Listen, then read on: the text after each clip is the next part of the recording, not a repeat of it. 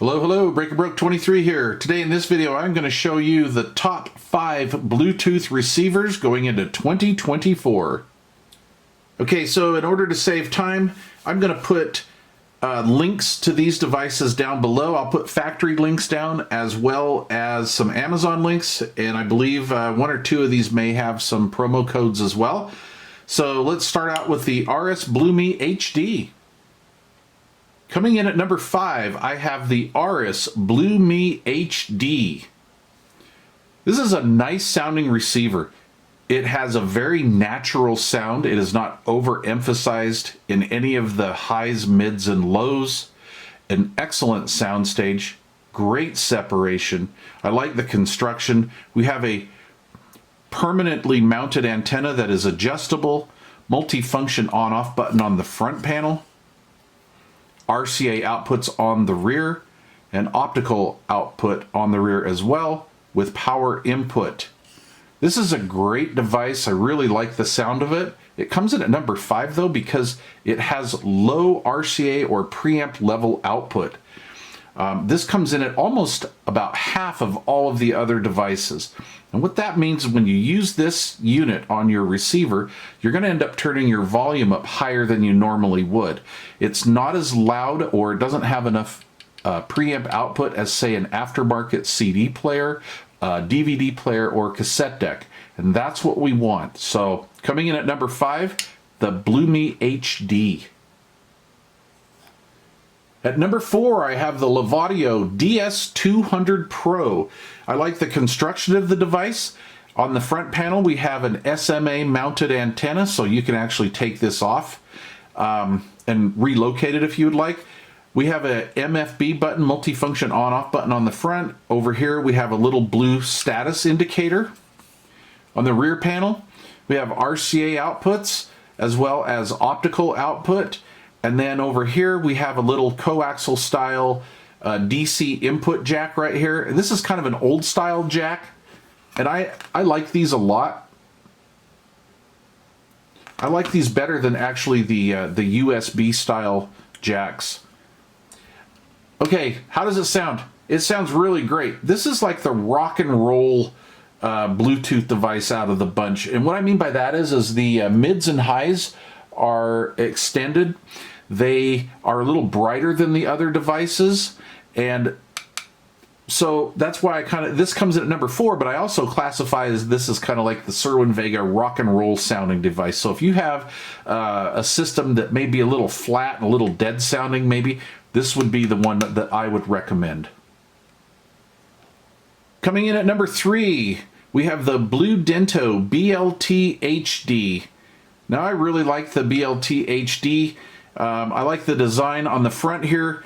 We just have a little status indicator light that shows if we're in the pairing mode. It has a permanently mounted yet adjustable antenna. On the rear of the device, we have our USB power in, optical output, coaxial output, and then analog RCA output. This is a little bit more flexible than the previous devices, output-wise. Output-wise, the preamp level is perfect. This is exactly what we want. I want this to equal a aftermarket CD player, at least. Sound quality. The sound stage is great. Separation is great. Very natural sounding. There are no frequencies that are boosted. It's just got a really nice sound to it. Very dependable and easy to pair device. Coming in at number 2, the Audio Engine B1. This was the standard for a few years, and I based a lot of my testing off of this device. This was the one that I would compare everything else to. So I like the construction. Again, a permanently mounted but adjustable antenna. We have a multifunction button on the front. This button also acts as a status indicator.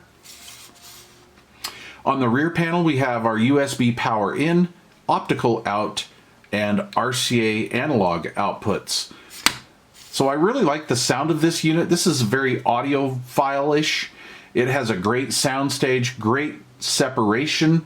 Nothing is overwhelming, nothing's over boosted or anything. Just a really nice, natural audiophile sound.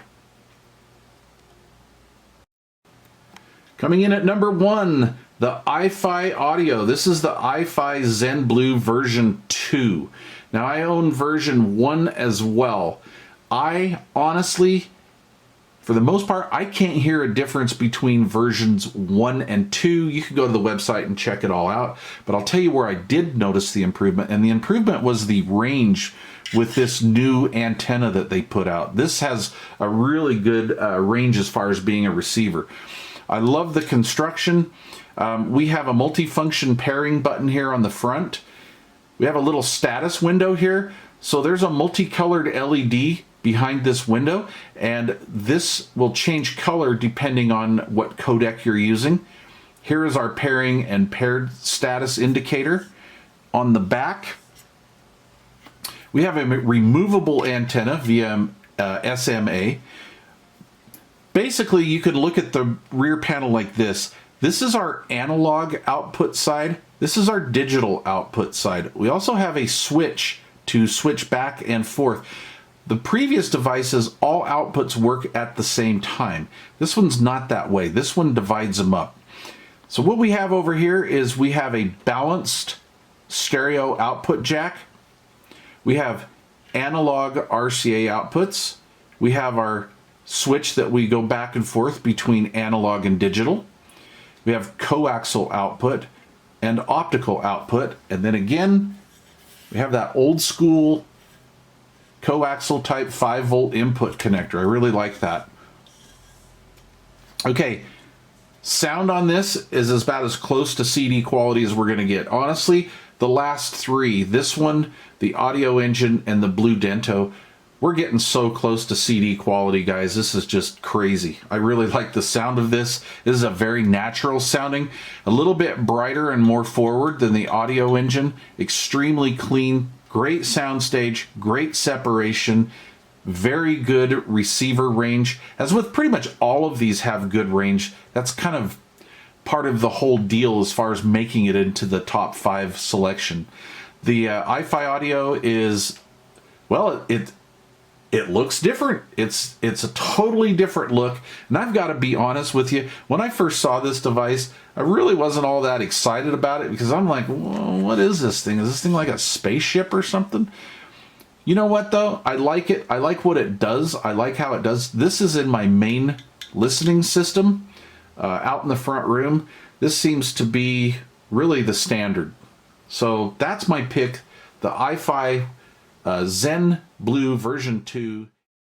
These last three, they could literally all be number 1, but right, we could only have one number 1.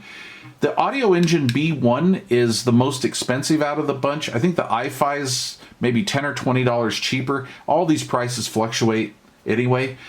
So this would be the most expensive, the next one down. And then here's the little sleeper rig right here. This is the BLT HD. This one has this expensive guy sound.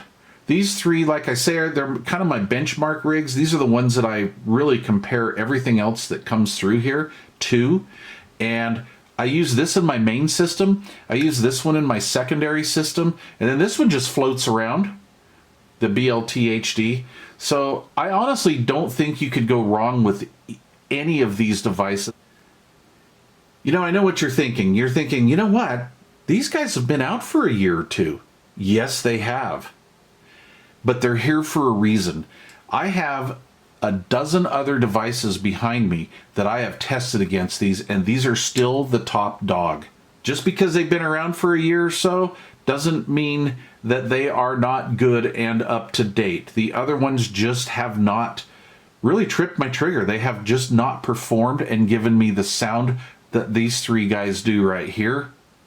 All right, so anyway, good range, super easy to pair to almost anything, and I'm going to show you the voice prompt with this one. This one's kind of interesting. Anyway, all right, I hope you enjoyed this video. I hope this helps some of you folks out.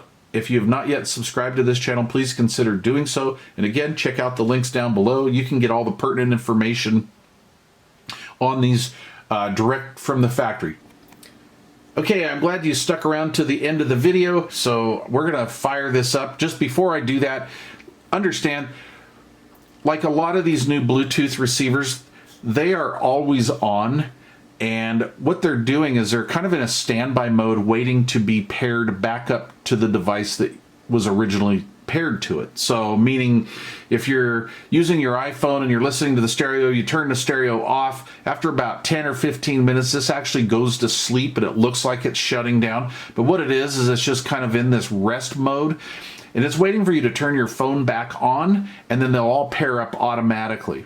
Okay, so that's kind of cool. So I'm going to apply power to it. I've got this hooked up to my stereo already. Bluetooth power on. I'm going to turn my Bluetooth transmitter on. It should pair up pretty quickly. Pairing. I love that voice. I think that's cool.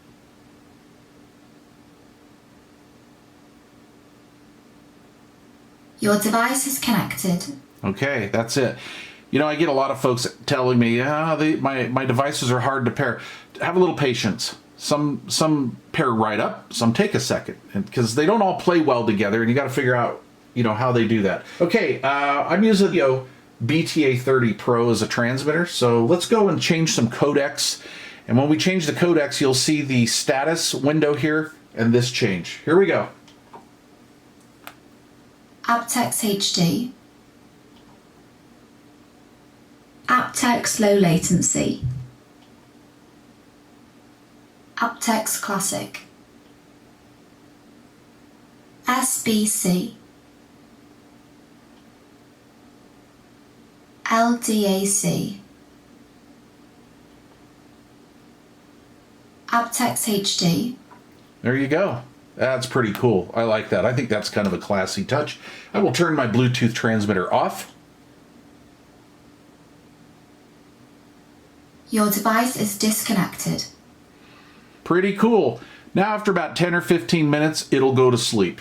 Alrighty guys, that's pretty cool. Thanks for watching. I appreciate your support. Please leave questions or comments down below. And if you've not yet subscribed to this channel, please consider doing so. Thank you very much.